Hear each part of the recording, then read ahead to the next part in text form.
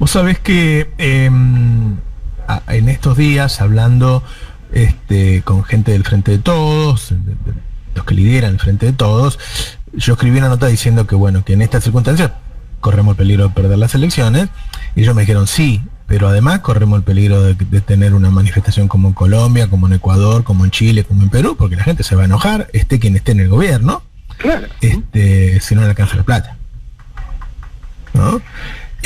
No, y te quería sumar también, viste que la derecha está organizando una marcha en Plaza de Mayo, para el 25 de mayo.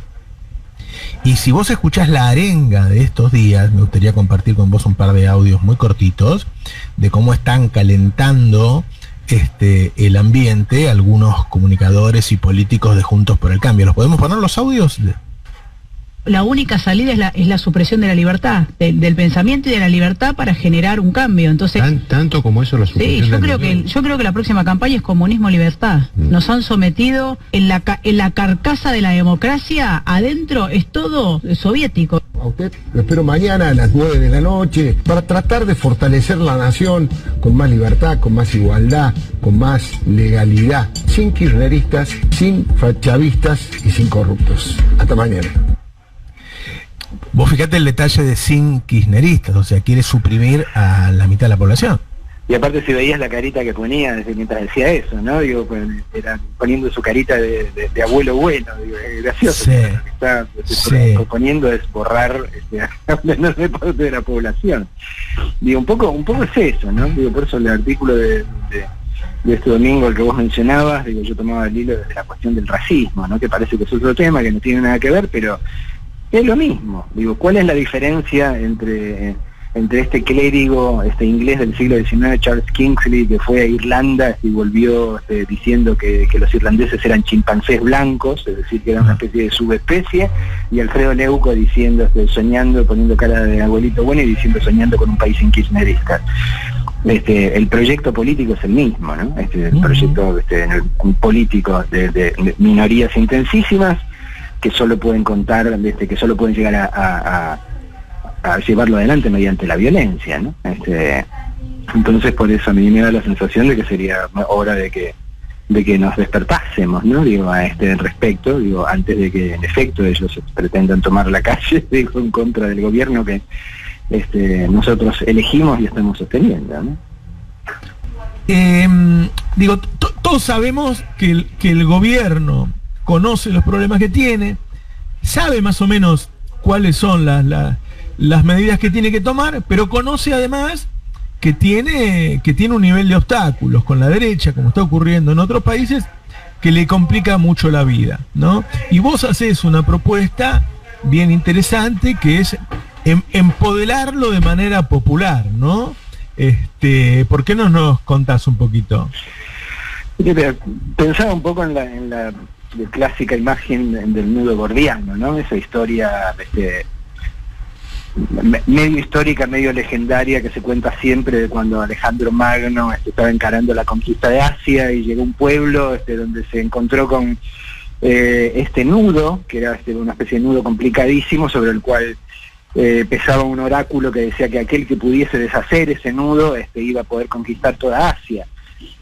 Y por supuesto Alejandro primero lo intentó con los dedos como todo el mundo y después pensó un poco en que la premisa de la cuestión no excluía otras posibilidades, y simplemente sacó su espada y lo cortó de un tajo, ¿no? Y después terminó conquistando toda Asia. Pero un poco era esta idea de ¿por qué siempre tenemos que aceptar exactamente las reglas del juego que nos ponen los que nos están intentando cagar? Y un poco es eso, ¿no? Un poco en esa situación de una impas y de un tironeo que no termina de definirse para ningún lado. Creo que esa es la situación en la que estamos, ¿no? Digo, porque, bueno, más allá de la alegría y del triunfo rotundo de las elecciones de 2019, convengamos que recibimos una democracia muy condicionada, ¿no? En general estos muchachos de Juntos por el Cambio, la verdad que, o sea, lo único que hicieron es chorearse todo lo que podían, pero en términos políticos lo único que hicieron bien es encarajinar el camino del gobierno que lo siguiera, ¿no? entre el grado de endeudamiento que nos encajaron y la absoluta colonización del Poder Judicial.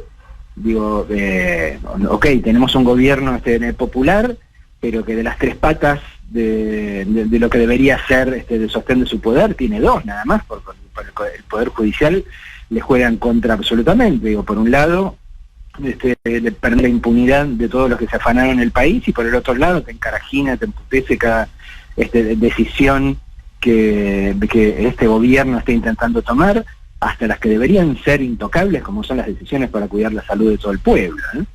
Entonces, ¿y cuál es la otra condición de esta impas? Estamos todos atados en casa por la pandemia. Y entonces lo tenés ahí a Brandoni alegremente diciendo, el peronismo perdió la calle, ¿viste?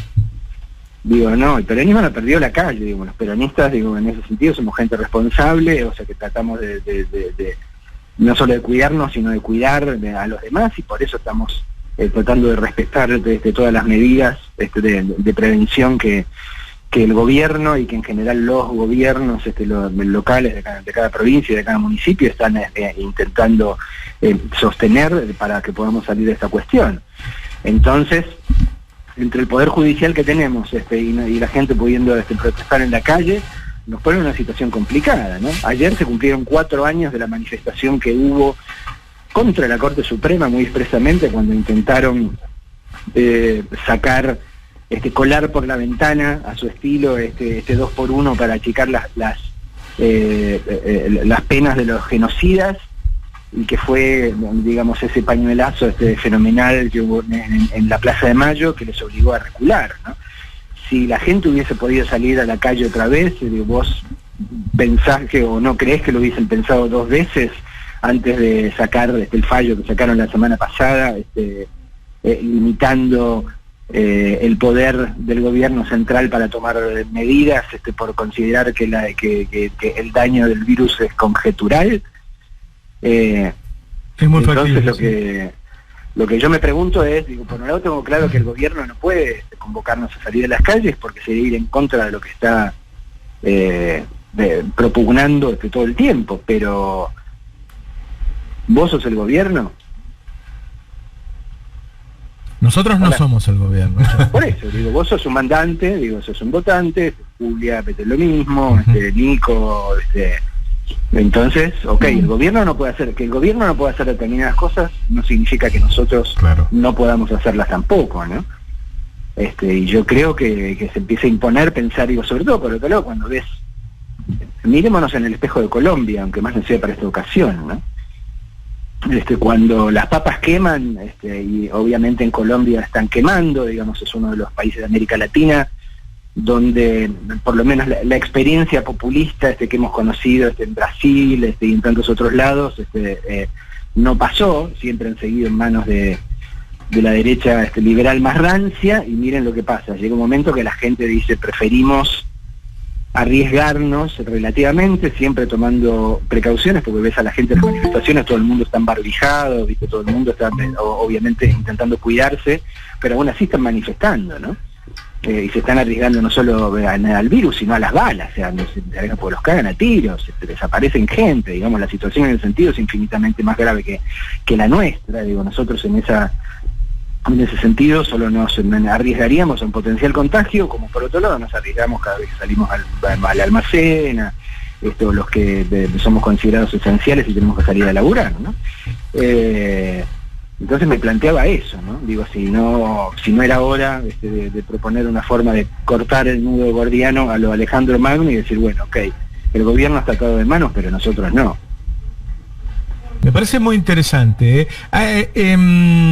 siempre el timing es importante, ¿no? Cuando uno toma decisiones tan fuertes.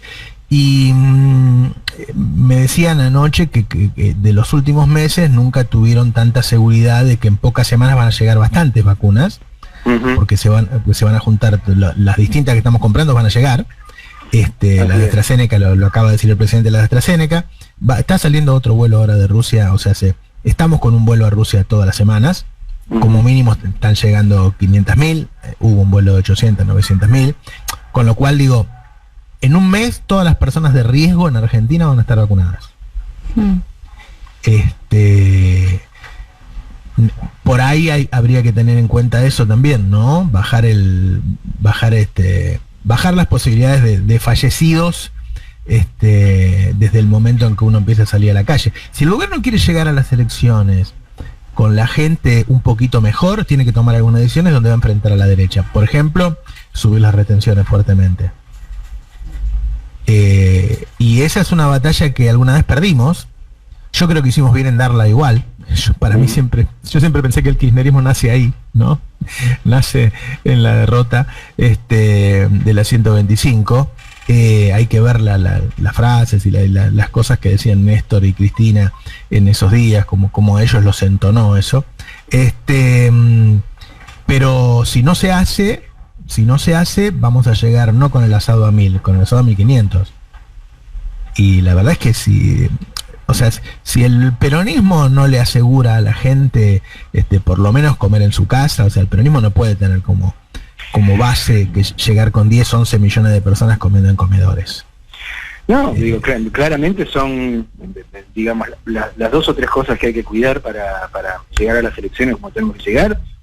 Una son las vacunas, digo, sin lugar a duda. Una es el tema de la salud pública, pero otro es el tema del morfi en la mesa, digo, claramente.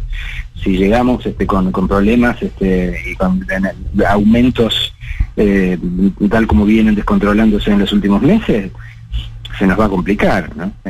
Digo, si no se resuelve la cuestión de la economía cotidiana, hogareña de los argentinos, y se les da una mínima tranquilidad y un mínimo alivio, por más que vacunemos a todos los argentinos, vamos a estar complicados igual, ¿no? Y que la gente valore, obviamente, lo de las vacunas y todo, digo, son digamos, son elementos en los que no se puede fallar, ¿no? Digo, sí, claramente, porque de eso se trata. Yo acá estaba mirando tu nota, Marcelo, la había leído el domingo, ahora la estoy repasando de nuevo. Uno no deja de pensar ¿qué hubiera pasado realmente si no gobernaba el Frente de Todos o de Todes? Yo sé que estamos discutiendo que en realidad ahora hay que gobernar y gestionar y hacerle a la gente la vida más fácil. Pero con el panorama que tenemos, efectivamente, ahora encima la derrota en Ecuador, pero además lo que contamos de Colombia, lo de Brasil, lo de Chile.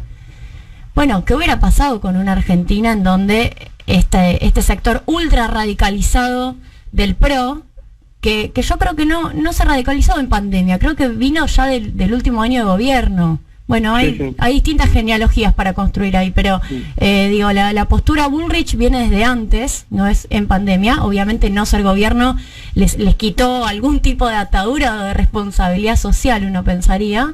Pero digo, me parece que el darwinismo social al extremo, esta cosa de que sobreviva el que pueda, hubiera sido un sálvese quien pueda muy difícil, y creo que ya en términos lacanianos, que lo que empiezan a hacer estos tipos es a decir cosas que antes no se animaban a decir. Y lo que vos nombrás ahora empieza a existir y empieza a estar en el campo de posibilidades. Si vos decís, como decía Leuco, hay un sector de la población, los kirchneristas, que no deberían ser parte de la sociedad, bueno, vos cruzás una barrera en el momento en que lo dijiste. Y en el momento en que lo dijiste, eso empieza a circular como un dato y como información para mucha gente y empieza a meterse en la cabeza. Y eso es lo peligroso, ¿no? Sí, el tema es que me parece que la gente, que el pueblo no hace grandes especulaciones, ¿no? Entonces, por un lado, nosotros, los que en general vivimos de esto y estamos obligados a pensar e imaginar en términos de variables y todo esto, no tenemos demasiadas dudas. Digo, estaríamos, si hubiese ganado Macri, estaríamos en una situación muy parecida a la de Brasil, digo, con una tonelada de muertos, con gente siendo fusilada en las villas, ¿viste? ¿No? De eso no tenemos la menor duda, los que nos dedicamos a pensar en estas cosas, pero la gente piensa en lo concreto, ¿no? Entonces la gente, cuando le decís, si estuviese Mauricio, te hubiese aumentado la luz al 162%, y eso es aire para ellos. Lo que piensan es si van a poder pagar el 9% de aumento en las tarifas, digo, que esa es la realidad. Entonces es difícil ganar una elección con imaginen lo que hubiese sido. Sí. Hay que ganar una elección con lo que uno hizo. Es difícil capitalizar lo que evitaste. Claro, ¿no? ¿viste? Por eso digo, y lo mismo corre como para la valoración de la pandemia, ¿no? La gente que a fin de cuentas se haya vacunado sin enfermarse y que le haya pasado relativamente bien todo esto, lo valora hasta ahí, porque no va a valorar lo que no le pasó. Entonces es difícil capitalizar puramente el tema sanitario en favor, en términos políticos, en favor del gobierno. Lo que va a pesar finalmente es lo que, por eso mencionaba Roberto recién, ¿no? Si la gente se puede comer con un poco más de holgura, si la gente sigue laburando o no, si sigue cobrando sueldos para abajo de la línea de pobreza, mientras se expone en la calle o qué. Entonces, de esa pelota no hay que soltarla nunca, ¿viste? Sí, coincido. Sí.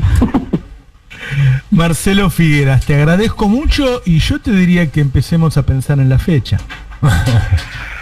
Sí, tendríamos que hacerlo. Vamos a pasar tu proyecto intelectual a hacerlo, hagámoslo. Dale, pensemos en voz alta. Marcelo, muchas gracias, muchas gracias. A ustedes. Mirá que te escucho obviamente todos los viernes, ¿no? Pero quería tenerte un ratito acá. Te mando un abrazo muy grande. Abrazos para todos. Abrazo, Marcelo. Abrazo, Marce. Bueno, aparentemente se empieza a avanzar en algunas cosas, ¿no? En este tema de los intereses, no sé si lo estuvieron hablando, los intereses que quiere el FMI, que quiere unos intereses más altos por el monto que ha pedido Argentina y la posición argentina de no pagarlos. Sí, Roberto, lo comentamos brevemente en relación a que Portugal dijo que apoyaría a Argentina y recién Pedro Sánchez también. Estamos hablando de que además, Roberto, estamos negociando que no nos cobren una sobretasa. Por momentos la discusión en el medio de la pandemia parece un poco exótica, si se me permite el adjetivo, porque estamos negociando eso, no estamos diciendo, no queremos pagar, no nos da. Estamos diciendo sobretasa y me parece que es mucho. Bueno, sobretasa porque ellos cobran sobretasa cuando te dan un crédito que está por arriba de la cuota. De la cuota, y la verdad que es una decisión de ellos dar algo por arriba. Yo lo que no creo, porque cada ministro de Economía que llega dice que el FMI se hizo bueno ahora, Julia. Sí. Y yo no, a mí no me parece que haya cambiado el FMI, porque además está para representar los intereses de sus principales países miembros. Entonces, ¿qué se va a tirar contra los países que lo conforman? No tiene mucho sentido, ¿no? Totalmente. Yo comentaba más temprano con Nico Esquivel, el FMI está golpeado. Eso es lo que lo convierte, si se quiere, en un organismo, no sé si decir flexible, pero un poco más amigable para dar la discusión. Ahora, estar golpeado no es haber cambiado, ¿no? Estar golpeado, ¿en qué sentido? En que, aunque la quieran dibujar, ellos fueron corresponsables del fracaso del plan económico con Macri. Y pero eso, bueno, a ver, apoyaron a un gobierno de derecha en Argentina, eso. Lo tenemos a Nico Lantos, a ver si lo sumamos. Hola, Nico, ¿cómo estamos? Buenas, ¿cómo andan? Muy bien, muy bien. Bien, muy bien. Lo venía escuchando y claramente ahí hay algo, ¿no? Portugal, España ya comprometiéndose a apoyar esta postura argentina. Esto tiene que ver con unas reglas que el Fondo Monetario revisa cada 5 años, se habían revisado por última vez en 2016 y se tienen que volver a revisar ahora en octubre. Por eso es que se abre la ventana de oportunidad para avanzar en esa reforma que implica, como bien decían, que no se cobre una penalidad a aquellos países que reciben un préstamo más grande que la cuota que les corresponde, algo que estaba pensado para una situación en la cual ese préstamo excesivo fuera algo excepcional, y hoy en día, en el medio de la pandemia, lo cierto es que dejó de ser excepcional y hay muchos países en esta situación. Entonces, por ahí el planteo, porque además es un planteo que sobre todo termina penalizando a los países que más necesitan en realidad ayuda para salir adelante. Termina siendo contraproducente y, como dijimos, ya tiene 2, si se quiere, porotos sumados a Alberto Fernández en esta gira que van a apoyar esta postura en octubre. El número es fuerte. Este año Argentina paga en sobretasas del Fondo Monetario Internacional, más de 950 millones de dólares. Sí, es mucho dinero, es mucho dinero. Bueno, el otro tema serán los plazos, ¿no? Porque la verdad es que, por lo que propone el fondo, deberíamos poner los vencimientos del fondo en los mismos años que pusimos los vencimientos de los privados. Claro, se superpone. La verdad que no tiene mucho sentido. Ahí habrá que ver la muñeca de Martín Guzmán para negociar. Ahí también, acá la Comisión advierte dos cosas. La negociación final por lo que sucede en el fondo y sobre todo lo que suceda con la deuda argentina se va a dar con Estados Unidos, que es el que tiene el voto de oro, es el que tiene es el socio con más acciones. Pero no es lo mismo llegar a esa discusión con toda la Unión Europea respaldándote que fin. Y por eso un poco creo que este viaje apunta a mostrar una foto muy fuerte de respaldo de Portugal, de España, mañana Macron, pasado mañana los italianos, la semana que viene Merkel, que no fue presencial porque ella tiene una política de no dar audiencias en este momento por el coronavirus, entonces para tener una audiencia virtual es lo mismo hacerlo desde Buenos Aires que desde acá, entonces se hará la semana que viene desde Buenos Aires, pero son apoyos importantes y que creo pueden hacer una diferencia. Y también puede hacer una diferencia, y es importante el anuncio que hizo hace un rato el ministro español, el presidente español Pedro Sánchez, que va a estar dentro de 3 semanas en la Argentina, en el marco de una gira latinoamericana, y que además anunció que va a haber una fuerte inversión de capitales españoles en América Latina, de la cual Argentina va a tener una parte importante. La verdad es que es un anuncio fuerte que se hizo hoy.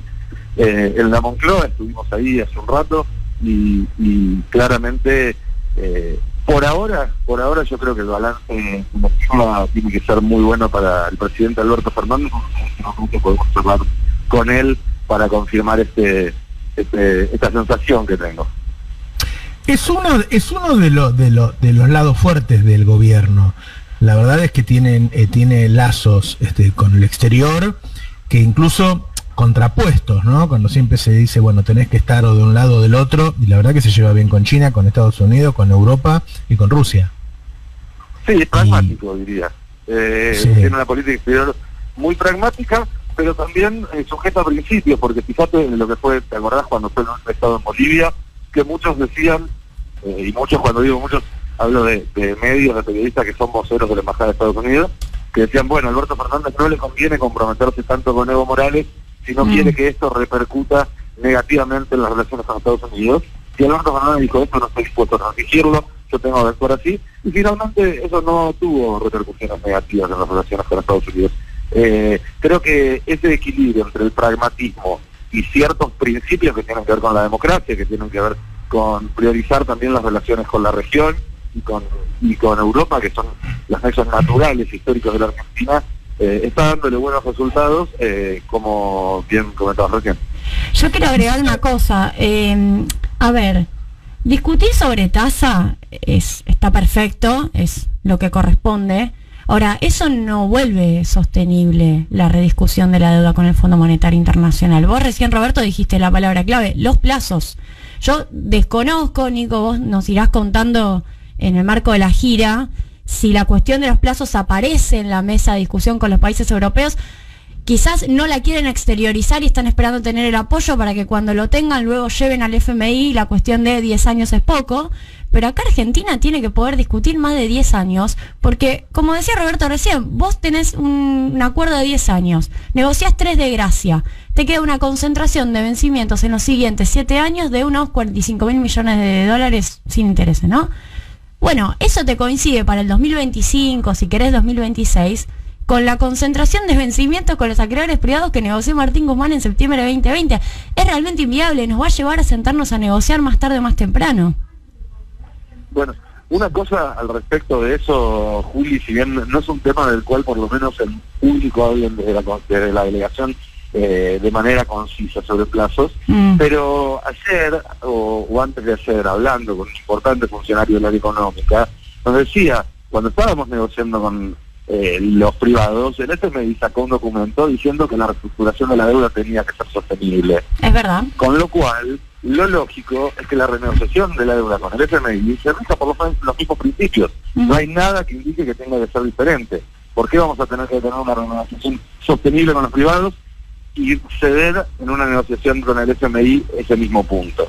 Creo que ahí está un poco, quizás el argumento que se está guardando bajo la manga el gobierno cuando sea la hora de ir a discutir en serio en el escritorio con el Fondo Monetario. Al respecto, hoy en la Moncloa, en la rueda de prensa, tuve la oportunidad de hacer un par de preguntas y le pregunté al presidente Alberto Fernández sobre la posibilidad de una reunión con Cristalina Georgieva, que va a estar el viernes en Roma, y dijo, si podemos encontrarnos, si coincidimos en Roma, la idea es tener un encuentro. Bien. Permitime agregarte que el FMI dijo eso cuando negociamos con los privados para que discutamos duro con ellos, pero para que después vengan ellos y poder hacer lo que están haciendo ahora. Que es decir, a mí me pagas todo. O sea, el FMI fue duro con los privados porque se rompió la alianza histórica Wall Street-FMI, hay un montón de análisis al respecto. Siempre fueron aliados y estuvieron juntitos, y ahora el FMI le soltó la mano, o quiso soltarle la mano a Wall Street, y dijo, negocien duro con ellos, total, después vengo yo. Me parece que está muy bien, obviamente, que el gobierno argentino diga, che, vos me dijiste que esto tenía que ser sostenible, aplica también para vos. Sí, claro. Nico, te mandamos un abrazo grande y bueno, después me chusmeas a la tarde cómo van las cosas. Dale, en un rato vamos a estar embarcando ya rumbo a París, así que más tarde nos conectamos desde allí y te cuento cómo sigue todo. ¡Qué envidia! Chao, un abrazo. Un abrazo para todos. ¡Qué envidia! Chao. Roberto, ¿vos viste las fotos de Instagram que sube Nico Lantos? No, bueno. No las mires. No las mires. Qué guay. Che, lo que le iba a decir, hablando un poco con gente del Frente de Todos acá, la idea es no personalizar la discusión, es decir, terminar con esta discusión con Guzmán, pero sí discutir temas que se consideran imprescindibles para enfrentar la elección. Digo, estamos a 4 meses de las elecciones, no puede seguir subiendo la carne. Dentro de un rato vamos a sacar a la gente de las carnicerías que no pudo salir ayer. Nos está hablando de que está subiendo en este momento un 10%. Es decir, el precio promedio de una carnicería es el precio de la milanesa en alga. Es el precio promedio de la media res. Estaba a 8.50, 8.80, qué sé yo, sube 10%, bueno, ya está casi en 1.000 pesos. Bueno, el precio de la comida y el gasto son temas que se van a discutir a la vuelta del viaje presidencial, tratando de que no escale esta discusión y qué sé yo, ¿no?